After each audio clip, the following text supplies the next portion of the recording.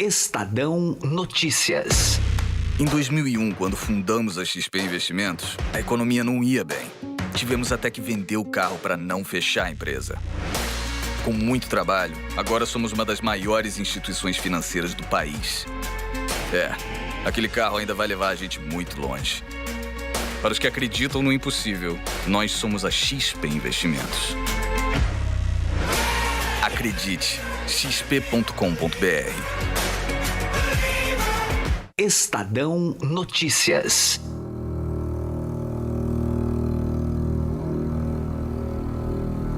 O ano de 2020 já inicia sob forte tensão internacional. Tudo começou na última sexta-feira, dia 3, quando os Estados Unidos empreenderam um ataque no aeroporto internacional de Bagdá, no Iraque. A ofensiva tinha como um dos alvos o principal comandante militar do Irã, o general Qasem Soleimani, que acabou morrendo. Desde então, os dois países vêm ampliando suas ameaças. O país persa fala em vingança implacável. Já o presidente Donald Trump disse que os Estados Unidos já possuem 52 alvos para futuros bombardeios no Irã. O número 52 é uma referência direta aos funcionários da embaixada americana em Teherã que foram feitos reféns em 1979, no auge da Revolução Iraniana. A escalada de tensão já vem causando uma série de consequências, entre elas o aumento do custo do petróleo, o que afeta grande parte das economias do planeta, inclusive a do Brasil. A crise poderá acabar em guerra? Será um conflito apenas regional ou com maiores proporções? Qual é o real poder de fogo do Irã? Trump precisa de uma guerra às vésperas da disputa eleitoral? A edição de hoje do podcast discute esses assuntos com dois especialistas. O repórter especial aqui do Estadão, Roberto Godoy, especialista em estratégias militares e defesa, e também o colunista Lorival Santana. Comecemos pelo Godoy. Pedi inicialmente para ele explicar aqui para a gente um pouco mais da origem do general que foi morto pelos Estados Unidos, Qasem Soleimani. O Qasem Soleimani, general, não era nem de longe um primor de caráter, certo? Veja, ele está envolvido em operações militares no Irã desde o começo dos anos 80, quando ele era um jovem oficial da Guarda Revolucionária, migrou das Forças Armadas Regulares para a Guarda Revolucionária, né, que era então muito recente. Vamos lembrar o seguinte: a queda da monarquia, a queda do Shah do Irã, do imperador, do último imperador, né, o Reza Pahlavi, tinha sido apenas em 1979. Aí logo em seguida o Ayatollah Khomeini, que não se sentia seguro com as Forças Armadas regulares, porque elas eram muito, muito influenciadas pelo Reino Unido e pelos Estados Unidos, principalmente pelos Estados Unidos. Então ele criou a Guarda Revolucionária, que era como se fosse uma guarda, como ela funciona até hoje dessa maneira, ela é uma espécie de garantia, é um exército paralelo, veja, é um exército mesmo, são forças armadas mesmo, no sentido mais completo. Tem aviões próprios, tem navios próprios, tem, enfim, controla os mísseis, né? Tem tropas de elite, enfim. E ela foi criada lá no comecinho dos 80, já com a participação do então jovem oficial, né, Qasem Soleimani. Ele nunca mais saiu da Guarda Revolucionária e nunca mais ele nunca atuou em qualquer outra área que não fosse o setor militar. Estamos ouvindo Roberto Godoy analisando um pouco mais os diferentes aspectos da crise envolvendo Estados Unidos e Irã. Desde que o ataque ocorreu na última sexta-feira, se discute as motivações para a ofensiva que resultou na morte do general Qasem Soleimani, considerado um herói no país. O governo norte-americano diz que ela foi necessária para frear as diversas ações que ele estaria planejando contra cidadãos americanos. Para Roberto Godoy, há de fato inúmeras razões que justificam o ataque. Ainda assim, regras teriam sido quebradas. Você está dizendo que os Estados Unidos quebraram protocolos? Quebraram o protocolo internacional fortemente. Como assim? Ora, em 2003, quando houve a Segunda Guerra do Golfo, quando Saddam Hussein caiu, o Iraque é um país invadido e os Estados Unidos uma força vencedora. Eles próprios criaram primeiro um governo provisório, reconheceram esse governo, Fizeram todo o lobby nos diversos colegiados internacionais, a começar da própria ONU, né, para que esse governo provisório fosse reconhecido, ou seja, a soberania restabelecida, e agora eles próprios quebram. Sob um argumento difícil de definir, que era, olha, ele estaria organizando atentados e preparando atos de agressão a cidadãos, interesses, instalações americanas, aonde não se sabe, lá mesmo, enfim, ficou uma coisa meio... Tudo isso está um pouco nebuloso. Eu não estou achando que não é verdade. Claro que não. Se alguém tem informação nesse mundo, isso é os Estados Unidos, entende? Quer dizer, mas eu não sei se a resposta era essa. Perguntei também para o Godoy sobre as possíveis retaliações que estão no radar do governo do Irã a partir de agora e que têm sido propagadas na retórica dos líderes. Quando elas poderiam ocorrer e com qual grau de destruição, ou ficaria mesmo só no campo verbal? Diferentemente do que disse o presidente Trump, que o Soleimani era odiado em seu próprio país, 1 milhão de pessoas no velório do cara, né? Não é bem assim, né? Ali em Teherã, e você via nitidamente as pessoas estavam realmente comovidas, né? Ele é um herói. No país dele, para quem não... Digamos o seguinte, quem era o inimigo, ou era considerado um inimigo, ainda que não fosse, mas vamos imaginar, as pessoas digamos, a grande massa popular, a população, maior parte dela e tal, tinha o Qasem Soleimani como um herói nacional, um herói militar, né? Então é isso que aconteceu, perdeu-se, foi morto numa situação terrível, né? Um herói militar. Então, a resposta tem que ser nessa medida, porque aí vamos entender um pouco de como funciona a questão do poder naquela região. No Oriente Médio, poder é uma coisa que você, com exceção de Israel, né? Poder é uma coisa que você toma e mantém com você pelo maior tempo que você puder. Até que alguém também vá lá e tome de você. Então, tanto os ayatolás como o próprio governo precisam dar uma demonstração de força. Agora, como será isso? Difícil estabelecer num momento. Desde que a crise se intensificou, há quem enxergue um foco de um conflito de proporções globais. Seria possível de fato? Eu recebi centenas de manifestações mesmo, centenas mesmo, aqui no jornal, de pessoas me perguntando basicamente o seguinte: vai ter uma terceira guerra mundial? Não. Não, claro que não. Criou-se um pouco essa previsão alarmista de fato. Porque, primeiro, vamos pensar o seguinte: o que é uma guerra mundial? É o planeta em conflito, né? A última vez que isso aconteceu nessa escala, ou numa escala próxima disso, foi na Segunda Guerra Mundial. Veja, é tão antiga quanto 1939, quando ela começou, e 1945, que foi quando terminou, né? Quer dizer, então, até a maneira de fazer a guerra mudou. Quer dizer, então, nunca mais a gente vai ver aquelas guerras, tropas que se movimentam, que ocupam um outro território. Isso acabou. Quer dizer, não que não haja ocupação, mas não é mais essa coisa de você mandar milhares de soldados para algum 100 mil, 200, como no Dunkirk, né? Aquele filme, que você tem 300 mil pessoas tendo que ser evacuadas de uma praia, ou coisas assim, de uma região. Quer dizer, não é bem assim que funciona, não é mais. As guerras tecnológicas, veja, o próprio ataque ao general deixou isso claro, foi um ataque tecnológico, né? O sujeito que comandou o ataque estava numa base no interior dos Estados Unidos, provavelmente ao pé das Montanhas Rochosas, no estado de Nevada. Quer dizer, o que ele deve ter feito naquele dia? Saiu de manhã, tomou café da manhã com a família e tal, aquele negócio, deixou as crianças na escola, foi lá, sentou, comandou um drone, matou o general, voltou para casa, jantou e tal. Ou seja, as guerras modernas são feitas assim. Além do que, imagine o tamanho da negociação bilateral, depois multilateral, entre grupos, essa coisa toda que você precisa ter para compor uma coalizão capaz de fazer enfrentamento por blocos, enfim, impensável, né? Uma guerra regional? Provável. Onde seria? Provavelmente o campo de batalha é o Iraque. O Iraque. Né? Essa decisão do parlamento iraquiano, ainda precisa ser ratificado pelo próprio governo, né, de expulsar as tropas americanas, já é um temor em relação a isso? De que o temor em país relação à se retaliação. torne um palco de um conflito sim, regional? Da retaliação iraniana. Porque, veja,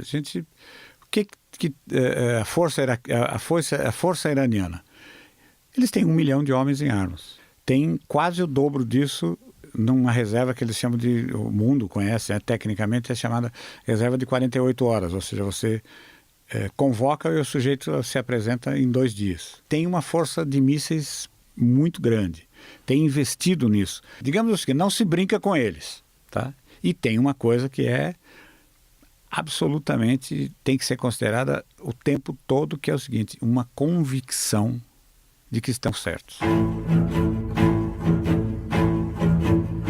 Este foi Roberto Godoy, repórter aqui do Estadão, especializado em defesa e estratégias militares.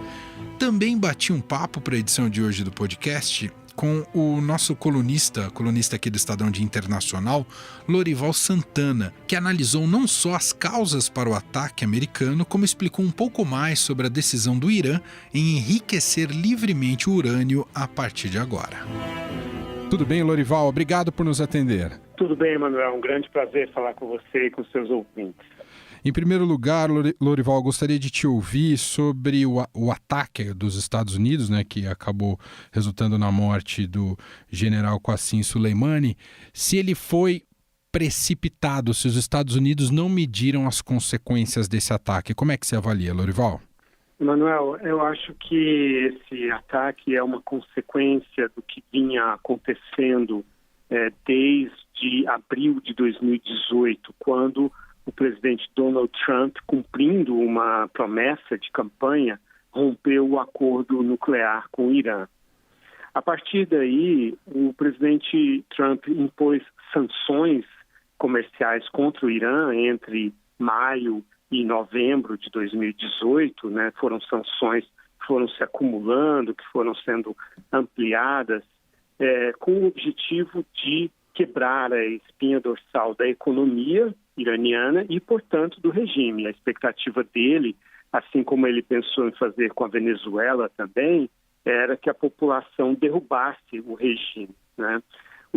A outra promessa importante de campanha do Trump é não se envolver numa guerra, era retirar os Estados Unidos das guerras que eles estavam envolvidos, porque os americanos estão cansados de guerra. Então agora ele tenta se equilibrar entre esses 2 compromissos. De um lado, afastar-se do Irã, aumentar a pressão sobre o Irã, e de outro lado, não se envolver no conflito. Então, por isso a estratégia dele era derrubar o regime por meio de sanções econômicas. Isso não deu certo, não aconteceu até agora, pelo menos. O regime tem uma capacidade de reprimir as manifestações com muita violência, muita ferocidade, né? E existe muito descontentamento no Irã. Eu estive lá 4 vezes, a última vez estive no início do ano passado, do ano retrasado, no início de 2018, em abril de 2018, e vi esse descontentamento, mas o regime é muito repressivo. E aí o Irã foi aumentando o custo dessas sanções para os Estados Unidos. As sanções realmente complicam muito a vida do regime.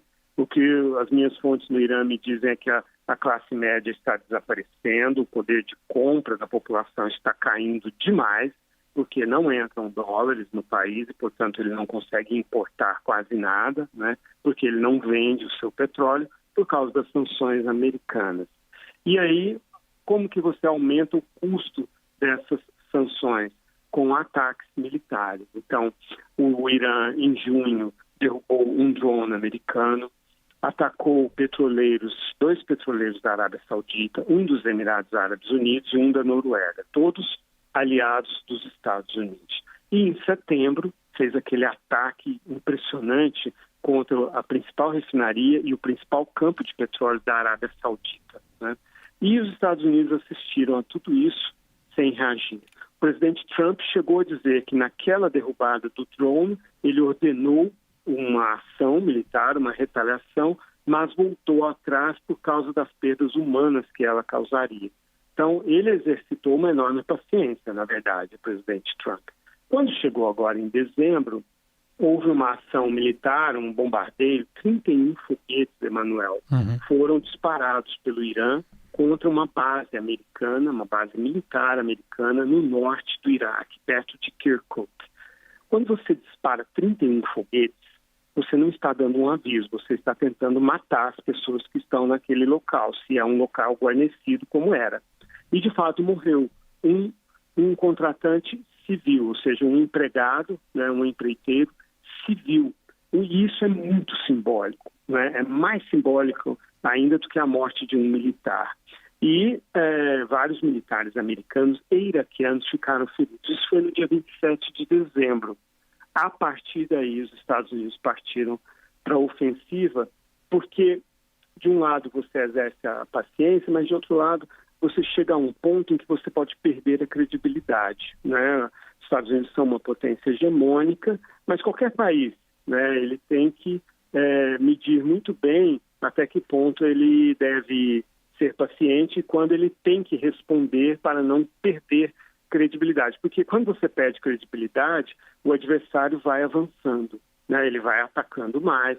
Como eles não retiraram as sanções econômicas, o problema continua para o Irã vai continuar agindo dessa forma, atacando e crescendo para a frente dos Estados Unidos. E foi nesse momento, então, que o presidente Trump decidiu. Primeiro, ordenou bombardeios contra posições da milícia Kataeb Hezbollah, que significa Brigadas do Partido de Deus. O homem que foi morto, o iraquiano que foi morto junto com o Qassem, era justamente o comandante das Brigadas do Partido de Deus, que foi quem ordenou aquela invasão da embaixada americana, né?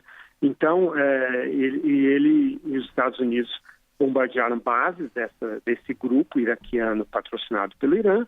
O grupo invadiu a embaixada americana. Os dois estavam lá, o general iraniano e o comandante iraquiano, juntos, né, no aeroporto de Bagdá. Então, o Trump decidiu que era o momento de castigar os dois. Ou seja, não teve nada de precipitado pelo histórico que você nos monta aqui, Lorival. Há toda uma lógica coerente nessa ação americana. Exatamente, é isso que eu estou procurando mostrar.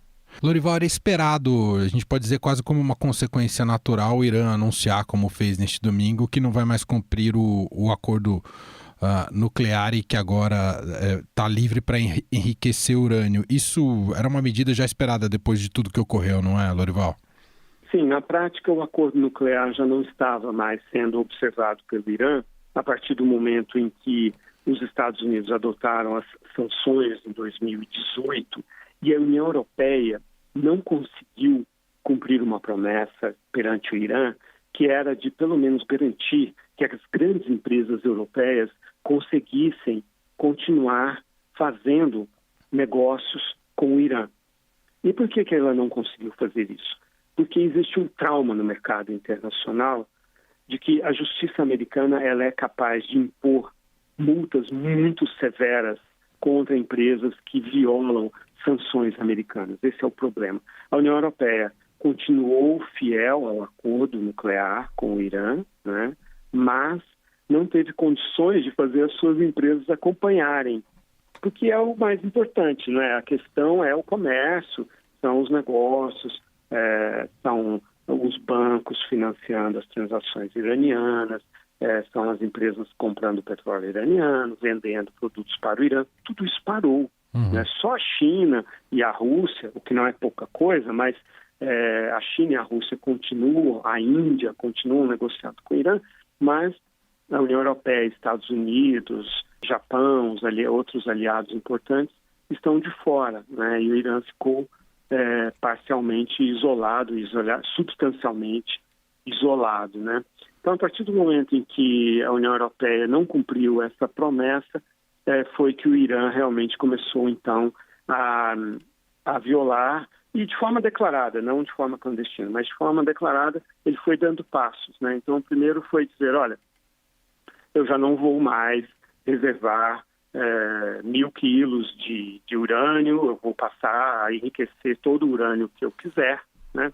Depois eu vou ultrapassar os 5%, então esse é o problema. E aí o Irã anunciou o seguinte: no dia 6 de janeiro, que é essa segunda-feira, eu vou passar a enriquecer acima de 20%. Isso tem muito a ver com o timing do ataque americano também, por isso foi muito importante a sua pergunta. Isso ajuda a entender o momento em que o presidente Trump usou esse ataque, quer dizer, porque a partir do dia 6 de janeiro, o Irã passa a enriquecer acima de 20%, e aí o tempo para se chegar a uma bomba atômica é em torno de 6 meses. Muito bem, ouvimos a análise de Lorival Santana, colunista aqui do Estadão, também faz parte do time da CNN Brasil, gentilmente participando aqui do nosso programa. Muito obrigado, viu, Lorival? Um grande abraço. Sempre um prazer, Emanuel. Grande abraço.